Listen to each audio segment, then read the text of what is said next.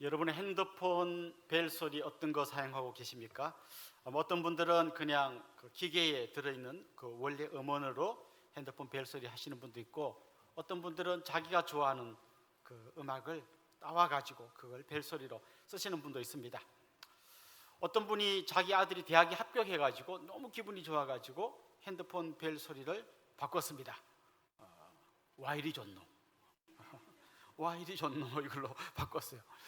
그래서 누가 전화만 오면 막 그 노래가 울리니까 안 그래도 기분 좋은데 막 계속 전화벨 소리 울릴 때마다 기분이 더 좋아졌습니다.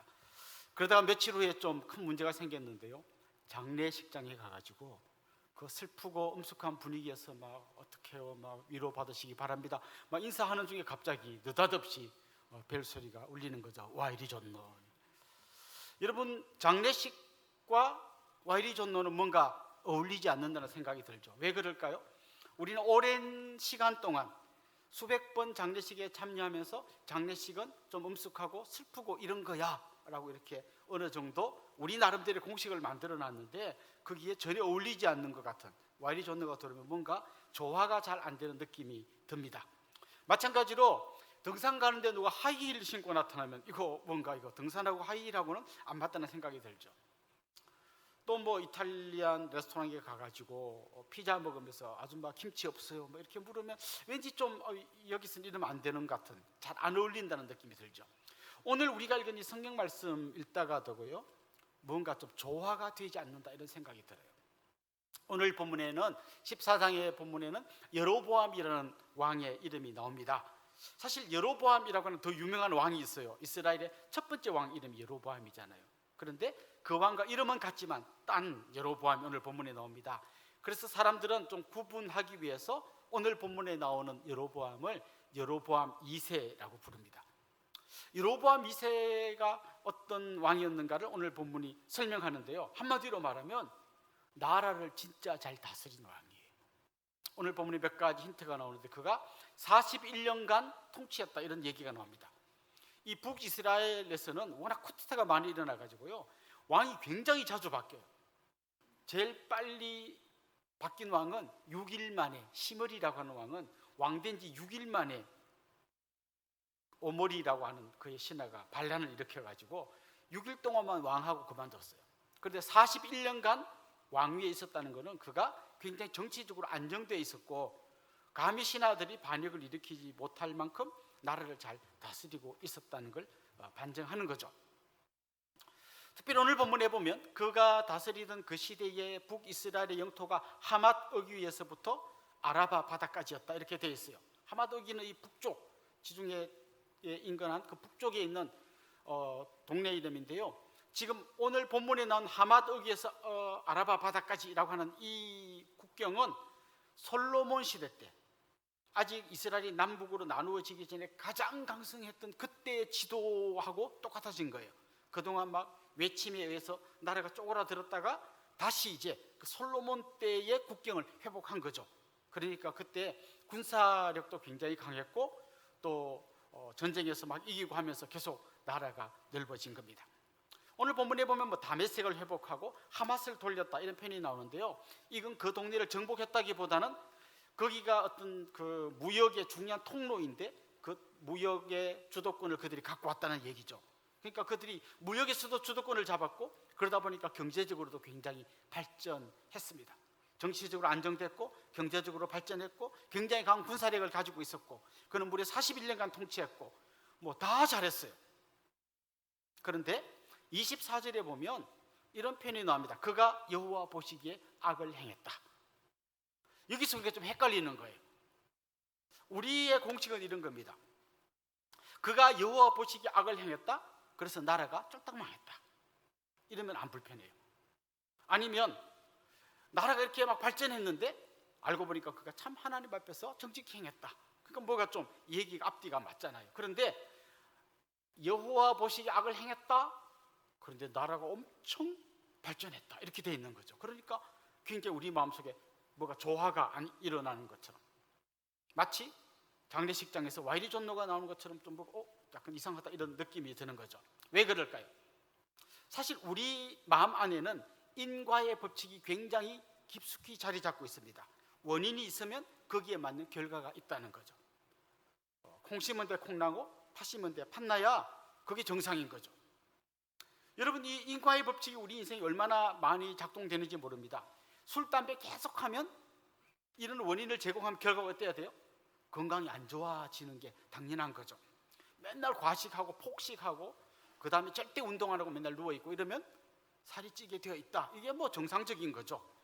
공부를 안 하던 애가 갑자기 열심히 했다. 성적이 오르고 열심히 하던 애가 갑자기 안 했다. 성적이 내리고 이래야 이제 뭔가 좀 앞뒤가 맞는 거죠.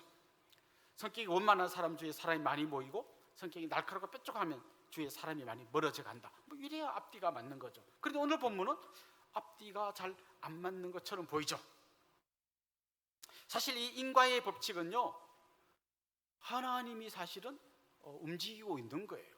만약 이 인과의 법칙이 작동 안 하면 우리는 정말 엄청난 혼란에 빠질 거예요. 콩 심었는데 팥이 나오고, 팥 심었는데 콩이 나오고, 안 심었는데 풍년이 일어나고, 많이 심었는데 하나도 안 나오고, 공부했는데 막 성적이 맨날 떨어지고, 뭐 있죠. 술, 담배 많이 한 사람은 건강이 점점 좋아지고, 안 한 사람은 막 뒤죽박죽 되면 우리 아마 거의 반 미칠 거예요. 굉장히 중요한 법칙이죠. 그런데 사람들은 이런 인과의 법칙을 종교의 영역으로까지 끌고 들어옵니다. 그래서 신을 잘 섬기면 복을 받고 신을 잘못 섬기면 벌을 받는다라는 공식까지 만들어내죠. 그런데 이 인과의 법칙은 어떻게 보면 성경에서도 계속 나오는 얘기예요. 심은 대로 거둔다는 말이 성경에 있고요. 하나님 잘 섬기면 복 받는다 이런 말 성경에 분명히 있습니다.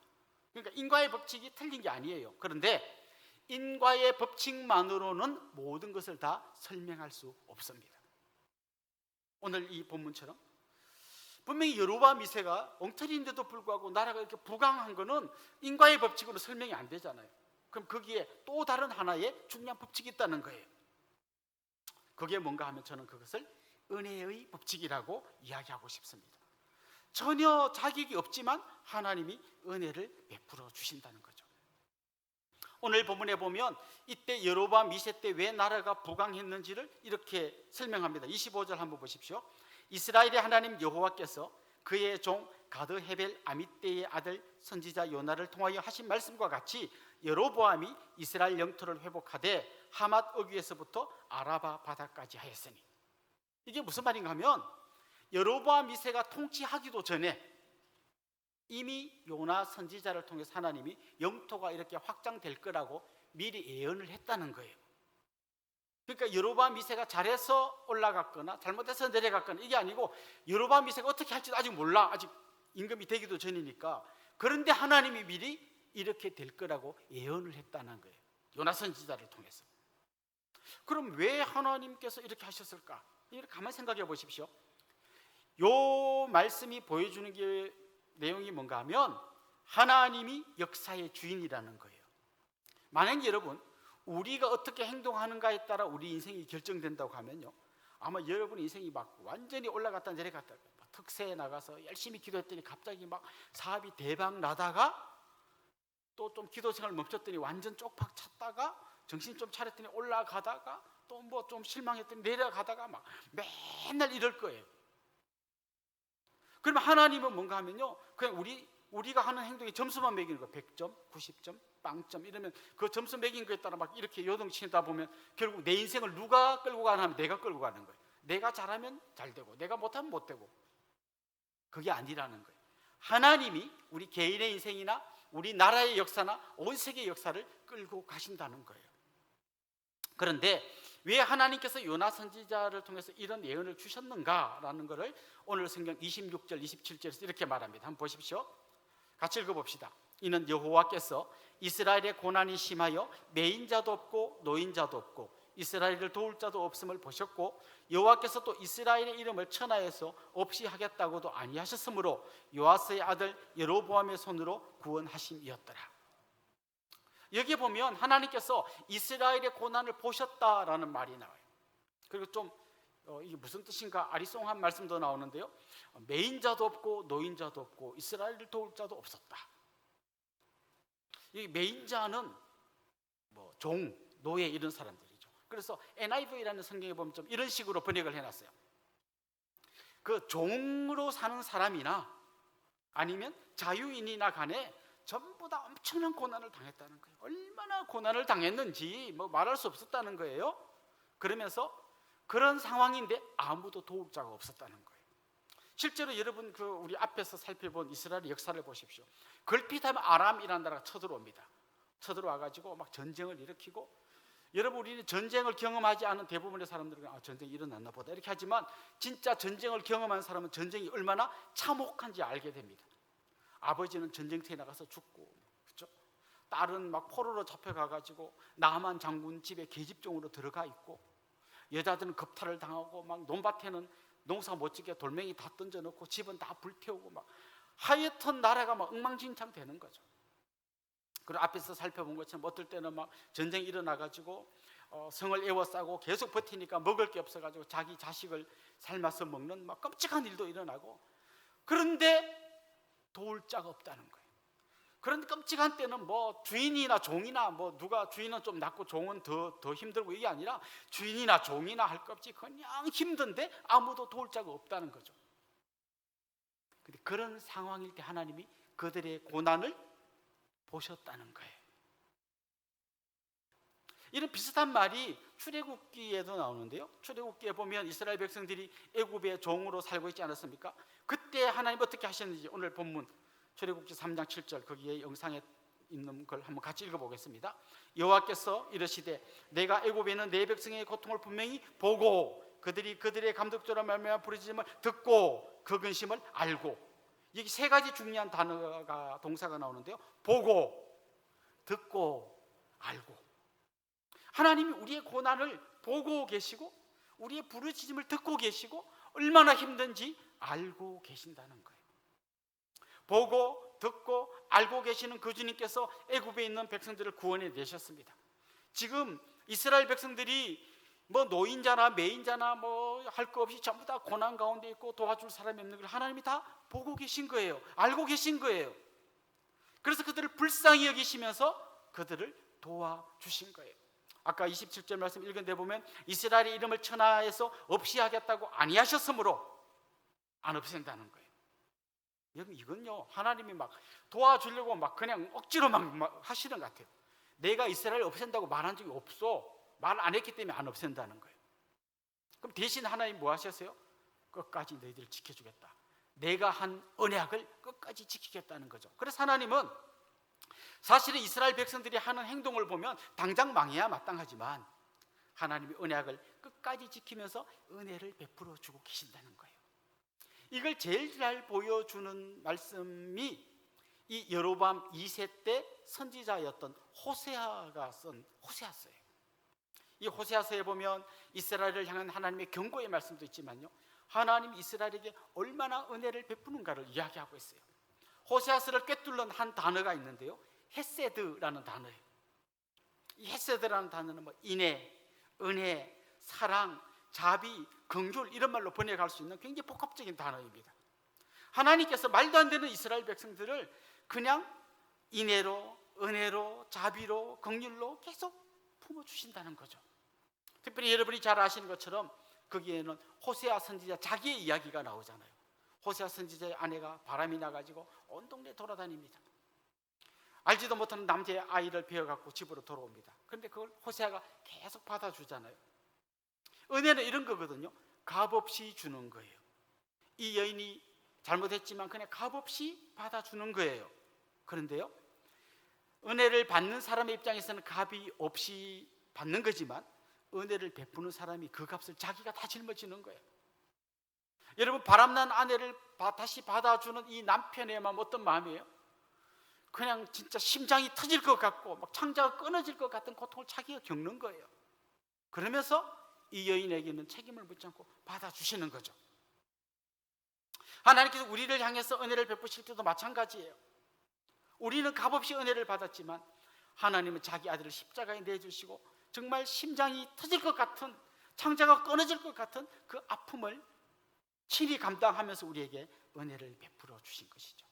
호세아는 자기가 겪는 그 자기 부인의 그 바람난 부인이 하는 행동 때문에 얼마나 고통스럽겠어요. 그런데 그걸 통해서 하나님 아버지의 마음을 안 거죠.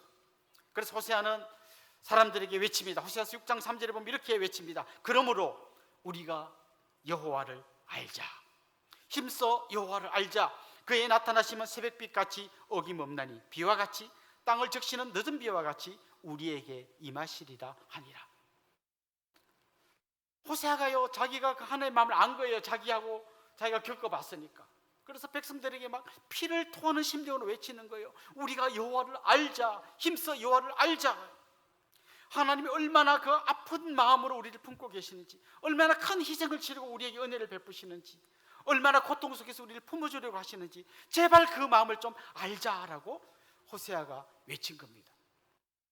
그때 그 상황이 바로 오늘 본문 여로보암 2세 때의 상황이라는 거죠. 하나님께서 당장 망하게 하셔야 되는데 다시 한번 그들에게 골든타임을 주신 거예요. 그런데 결과는 어떻게 됐을까요?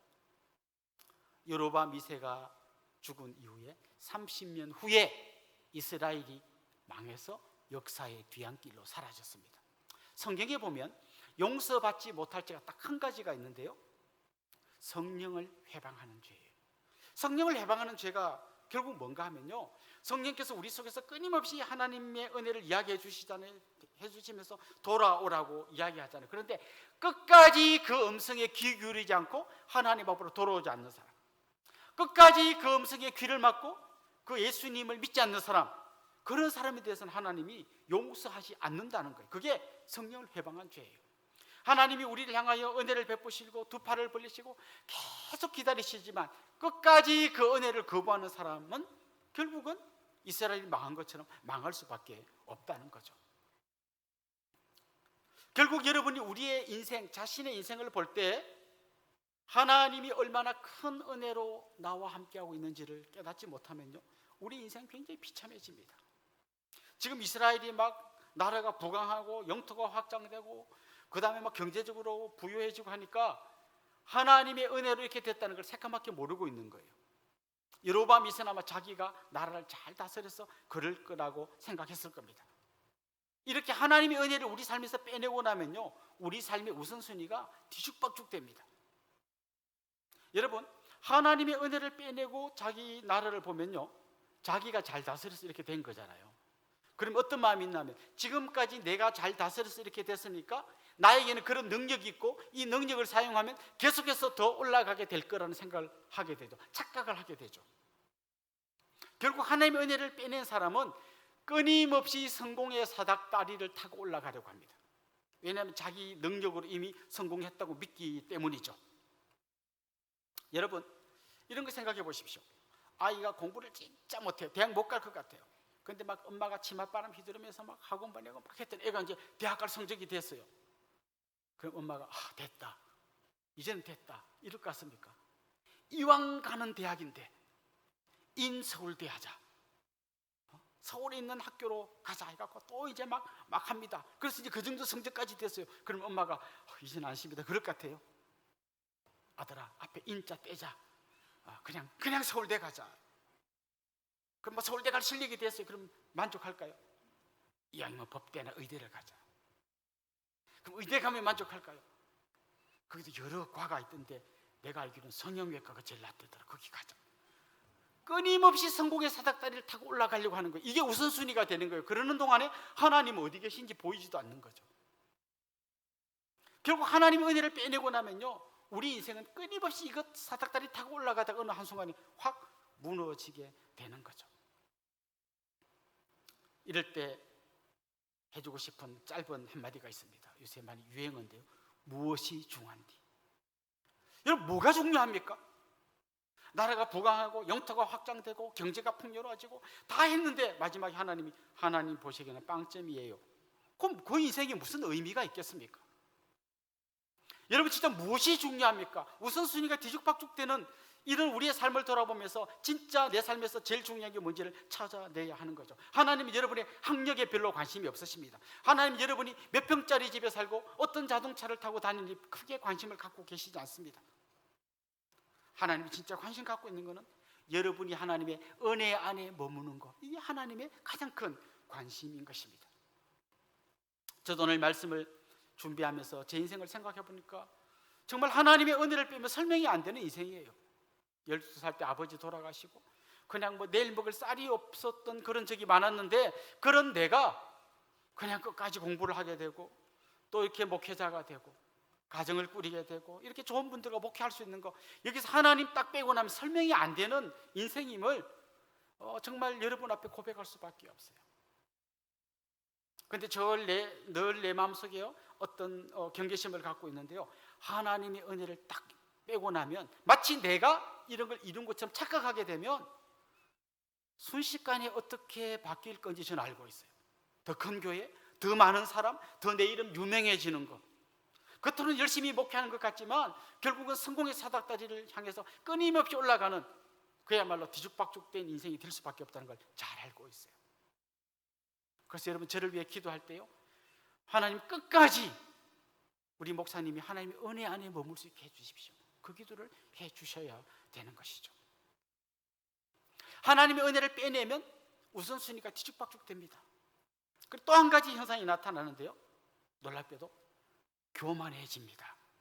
오늘 본문 15장에는요 또 다른 한 왕의 이름이 나오는데 아사랴라는 왕의 이름이 나옵니다. 여러분, 아사랴는 아마 자주 못 들으셨을 거고요, 아사랴가 원래 본명이라면 그의 왕명, 또 다른 이름이 있는데 우시야입니다. 우시야는 많이 들어보셨죠?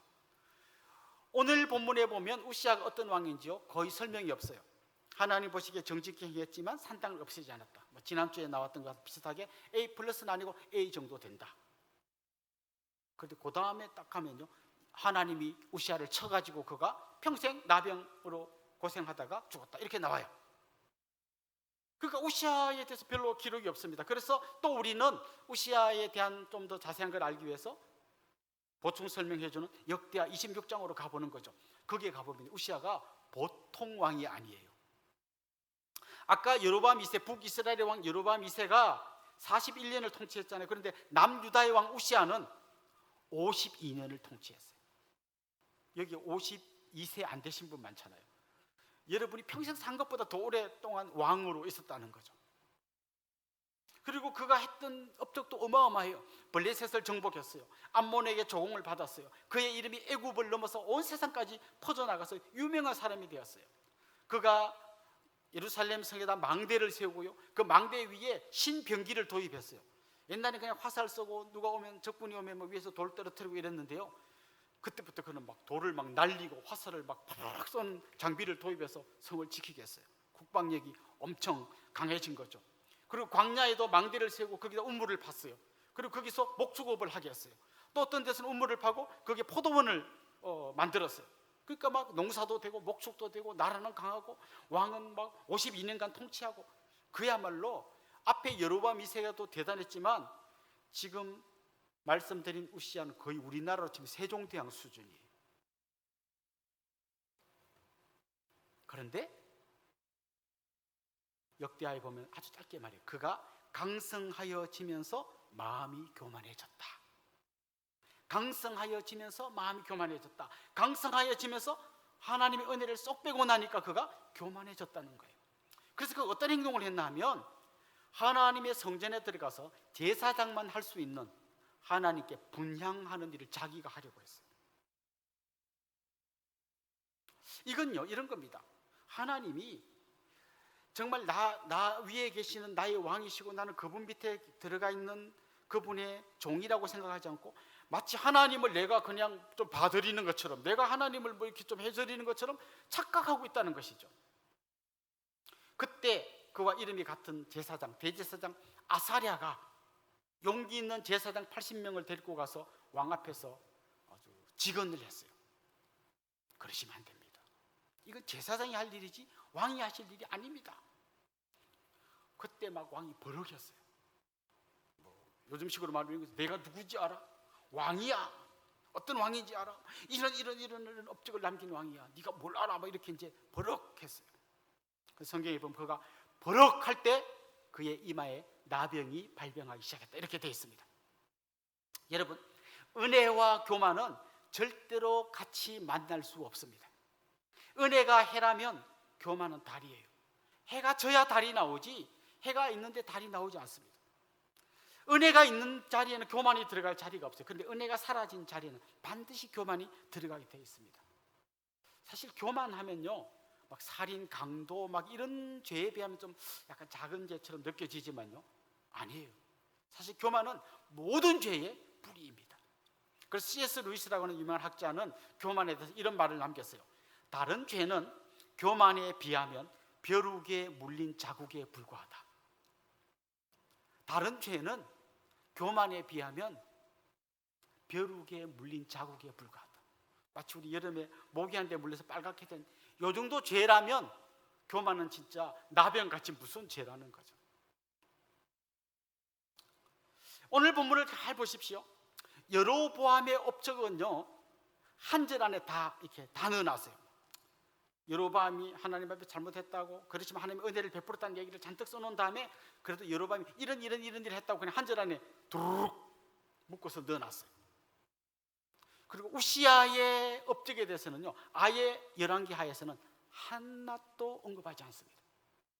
그러니까 하나님은 별로 그게 관심이 없는 거예요.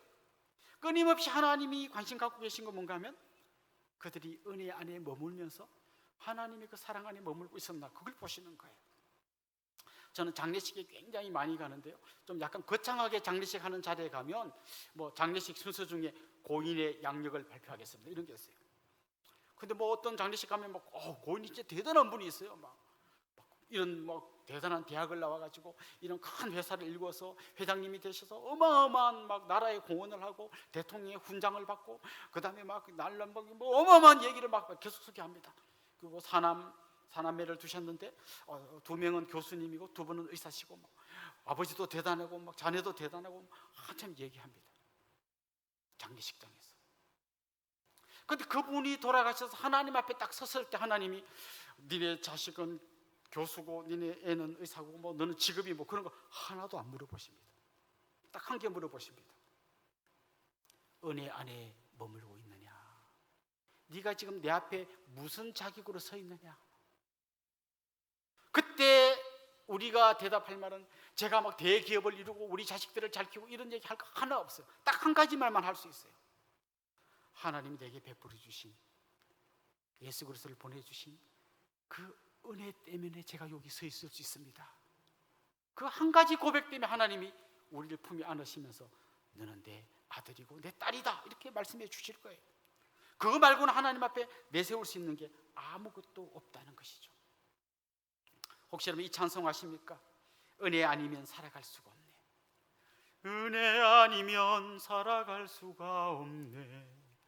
호흡마저도 다 주의 것이니 세상 평안과 위로 내게 없어도 예수, 오직 예수뿐이네. 저는 이 찬양이 여러분의 고백이 되기를 소망합니다. 은혜를 잊어버리면 우리는 가장 비참한 존재가 됩니다. 은혜의 법칙 빼고 인과의 법칙으로만 내 인생을 해석해 내려고 하면 우리는 결국 우선순위가 뒤죽박죽되고 교만해지고 엉뚱한 길로 떨어지게 될 것입니다. 오늘 하나님은 엄청난 업적을 남긴 두 왕을 소개하면서 그들의 업적에 대해서는 별로 관심을 보이지 않습니다. 대신 하나님의 은혜 때문에 그들이 그렇게 된 거고, 은혜가 사라지는 순간 그들은 망했다고 이야기하고 있습니다. 다시 한번 하나님의 은혜를 기억하시는 여러분들 되시면 좋겠습니다. 오늘 이 말씀의 거울 앞에 자신을 비추어 보고 행여 은혜 대신에 교만이 자리 잡고 있다면 날카로운 말씀의 검으로 잘라내시고 다시 하나님 앞에 겸손히 엎드리며 은혜를 구하는 믿음의 사람들이 될 수 있기를 주님의 이름으로 축원합니다.